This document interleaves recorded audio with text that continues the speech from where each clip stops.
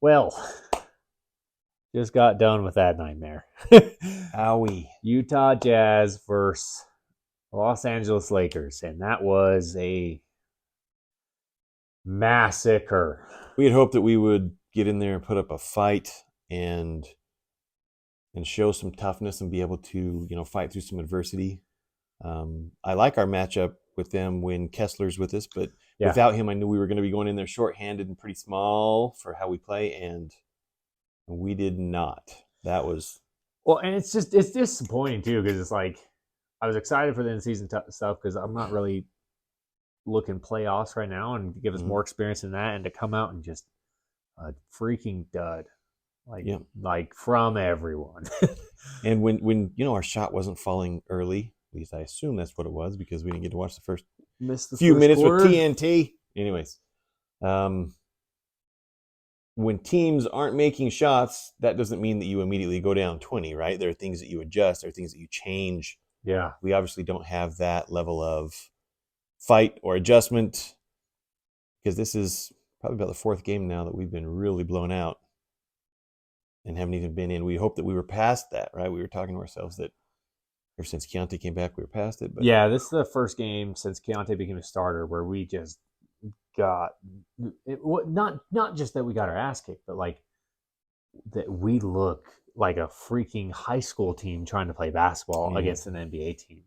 Yeah, we weren't even in the same discussion. It was, and it's things that are frustrating where Hardy mentions, well, going into this, our big concern is physicality and size because we're at a disadvantage against a team like the Lakers. Like, we shouldn't be. We're built to not be that way.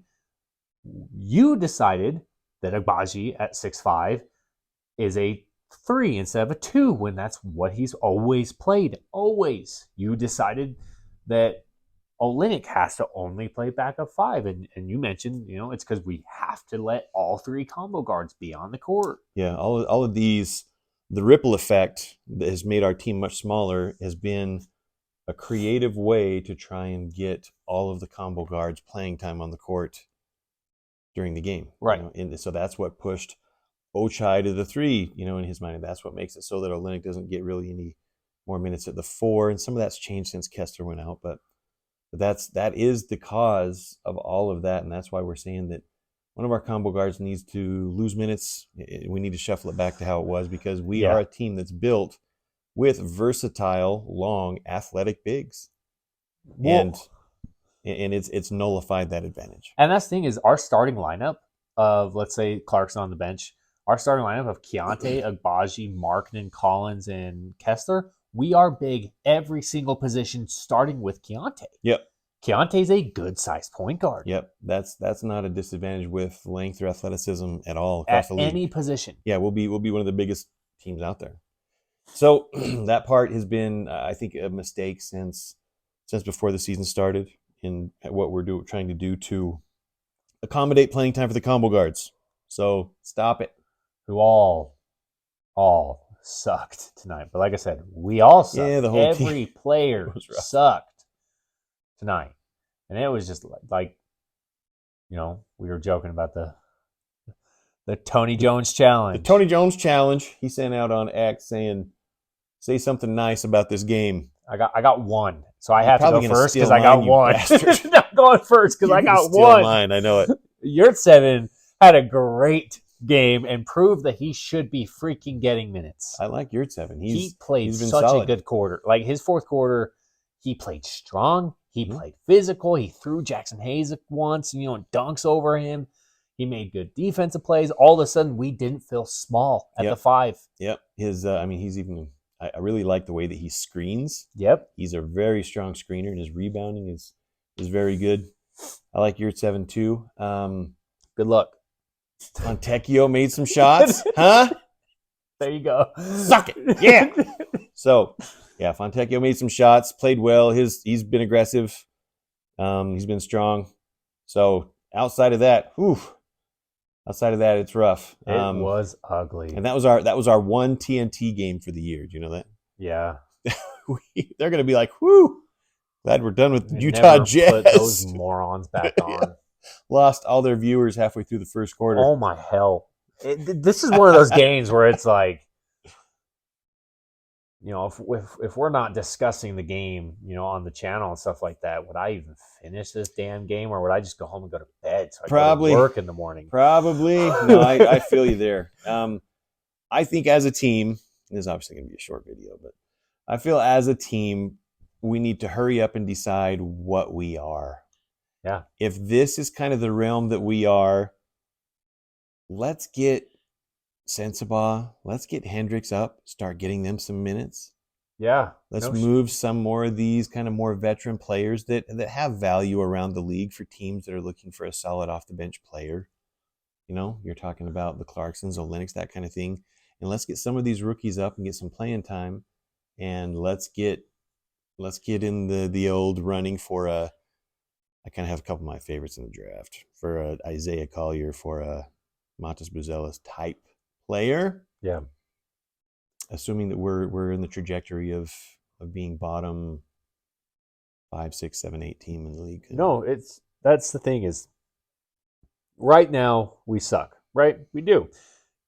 But we don't really have much direction where we're going, because we're developing players that are the same player, right? Somebody in the community, from Jazz fans, mentioned, glad we're developing Kelly Olynyk and Jordan Clarkson, and that's for real. We are spending so much investment and time in guys who are just not a part of the future of this team. Guys who we already know exactly who they are, and does their timeline fit. It's a guy like why we've consistently talked about why Tucker needs to be traded. He's the same freaking player that he's been the whole time. And we finally looked up the stats to know this conversation we've had like every game. It is his 5th season. He's in year 5. Yep, as a pro. Year 5, almost identical numbers. I'll give him something. His threes are the first time in his career, I believe, above 30% for a season. So I guess that's good. Still not good, but he's the same freaking player. And so let's like you said, let's play those guys who were really, really developing, who have shown development. That let is, or we're going to be stuck doing this for 4 years.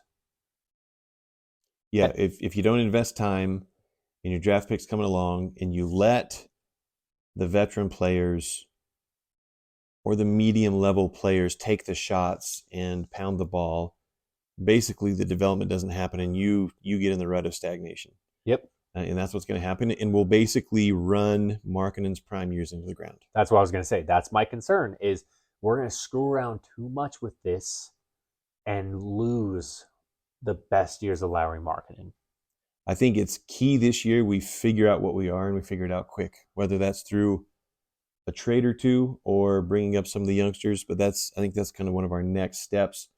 I would like to see us get in games and have more fight. We need to get rid of these games where we're down 20 by the start of the second quarter, and it's donesy, right? Some guys who've got some pride, right? That's the big thing, is the willingness that when it starts to get a little rough, to freaking grit it out. Mm-hmm. We have several guys on the team that, like, that pressure starts to happen and they will just go ahead. You can score. I'm not going to get in your way. I'm not going to try. Right. We've got several players who do that, and I freaking can't stand that. There are certain players that when there's a chance to double hard or go in there for a hard rebound in games like this, they immediately just kind of float to the outside and look to transition the other way. They won't get in there and fight. They deem that it's not worth it, for where they're at in their career and their trajectory, and it's frustrating to watch. And that's honestly a part of why I love Agbaji, who really struggled this game on the offensive side of the court, still played a solid defensive game. And we can get more into that after this, because you've shared some stuff on that.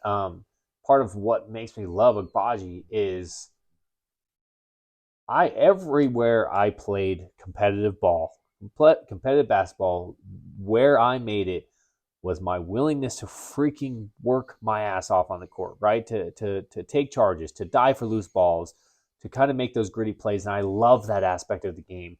It's really frustrating to watch players who shy away from that. And Agbaji is a guy who will just freaking be a physical player and will put his nose where it needs to be and make those gritty, dirty plays that every team needs. And I love watching that style of play. I loved being in that style of play, that just the physicality of it. So I love that kind of aspect. That's a huge reason why I'm such an Igbaji fan. Yeah, And so, no question. speaking of his defense, you had some crazy numbers that you saw from the Suns game that we need to mention. There's some his level of defense that game. He was definitely making an impact. I mean, he held Devin Booker without of all the times that he guarded him during the game. Devin Booker didn't make a single field goal, didn't make a single bucket on him. And we mentioned several times after that game that it looked like Booker had a chance to try and drive, and he would immediately try and pull up or pass it off, and he wasn't having that. Now, in years past, if it would have been a Suns team that didn't have Durant on, he would try and force up those shots, right? Yeah. But it's definitely something where they were going away from him. He even held Durant to, I think he only made 2 buckets on him out of, was it 3 total? So for you numbers guys, 15 possessions that he guarded Devin Booker. He held Devin Booker to 0 for 8 from the field. 33 possessions that he guarded Kevin Durant. He held Kevin Durant to 3 for 8 shooting, so he only took 8 shots, which is huge numbers too in itself in 33 possessions, but only held him to 6 points. So he held Booker and Durant throughout 58 possessions to 6 points. That's an insane level of defense. And to understand also that that's a 40% 3-point shooter on the other side of the court. I mean, how much money would Cleveland shell out to have that guy Right back now. on their roster? They are Right now. dying for a 3-and-D guard. Yeah. Or teams around the league. And he's, just basically in his second year being a pro, and in his trajectory and in confidence, I mean, the type of player is very valuable in the league. There have been times, saying, I wonder if Ochai needs to be a part of one of the packages that we put together to trade out there. Man, the more and more it goes along, we need to have players like that. That's amazing, especially guarding.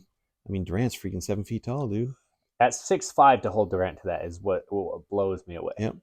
And Durant still makes, fantastic shots over them. The couple that he made were contested and really well done. So that's amazing. To have a player like that, that's somebody that we need to keep a hold of and give playing time, especially to have a defensive option right next to Keontae George. Yep.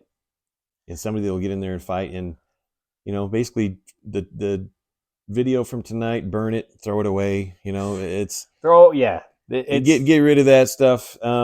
Just because it was out of character that so many of our players weren't really clicking. My only real concern is, are we kind of brewing a culture of losing? Right. That's something you really worry about. Like I watch a whole ton of professional soccer around the world, and one of the things about like in the leagues that have promotion relegation, when a team from a lower league comes up and is promoted up into the top league, like into the Premier League over in England, it's really hard for teams to play them the first couple games of this next season that they're promoted because they haven't learned how to lose yet. Right. And that's a thing that you learn, and it's kind of a culture, and it's an acceptance. And when you just have to win and you've had a history and a culture of that, it's really hard for teams to learn how to lose for a while. So it's a thing that worries me. Is that something that's growing within us? It's truthfully, it's what the Mitchell Gobert era, the worst thing about that era was that mentality. It was pretty well known across Jazz fans and the organization and everything like that. If we had a lead and a team started to make a comeback on it, it felt worse than it usually was, and it would crumble because of that. Which is why we struggled in playoffs, because that's when those things happen. Playoffs is when runs happen and things get gritty and stuff like that. We cannot repeat that. We cannot repeat that exact same thing. It is okay to have a losing season as you're developing young players and things like that. But a lot of it is your mentality. Do you quit when it gets hard, or do you continue to work and get better? Yep. And after that, after a loss, does it sting you? Does it bug you and keep you awake at night, or is it something that you easily brush off, right? And move on. These are kind of a lot of the sports psychology And that's parts of it. and that's kind of what's funny is when I walked upstairs right before we recorded this, you mentioned that we have a game tomorrow, and it was like, shit, I don't want to watch another game right now. But the hope is, and my excitement for that game is that's a game we should see kind of what some of these players are made of, Mm-hmm. because you better come out pissed. You better come out wanting to freaking fight everyone on that other team. And hell no, are we going to get blown out, right? If you don't have that mentality, I don't want you on my team. And it's kind of a key window we have right now is if there are players that are showing that kind of thing of, oh well, not me, that type of thing. Those are players that need to be moved on, and we need to really protect our locker room. So Yeah, 100%. We need a good culture. I do. I've ripped Hardy a lot for a lot of things. I do think that he has coming from the Suns or the Spurs and the Celtics, has really been taught a lot of those good mm-hmm. culture things, and will teach those as well. I think guys like Jason Terry are important in the coaching staff to teach those things. Now we need to make sure we have the right players on the team, which is why you do need some veterans. You Sure. do need some veterans, which is why Mike Conley was so important last year at the start of the season, is to bring that culture and keep that culture when it gets tough. I was really happy to see second half as things were kind of getting real bad, and Markkanen was kind of clapping, saying, "Come on, guys, here we go." Kind of being more vocal than he usually is on the court. That's I good to agree. see. Those are the signs we want to see because he's usually a lead by example guy, kind of quieter. So those are some of the signs that are good. And I agree that I think that Will Hardy, every coach has their pluses and minuses. I think that one of his pluses that's fantastic is he's a great communicator. Yep. So I do have hope for him in that realm, in that category. But there's some important steps that need to happen here soon to figure out what we are. So we're gonna have to throw this video away tonight and hope tomorrow we show the right signs. Yes. That hopefully tomorrow's a much better discussion. But a lot of players on this team, I do expect to see that. Mm-hmm. Especially guys like I do too. Keontae, Markkanen, Collins. I expect to see that. I would be shocked to not have it. So here's to hoping for tomorrow to kind of get some fight. That's what we're clinging on to. Hope. All right, guys. We'll see you tomorrow. See you.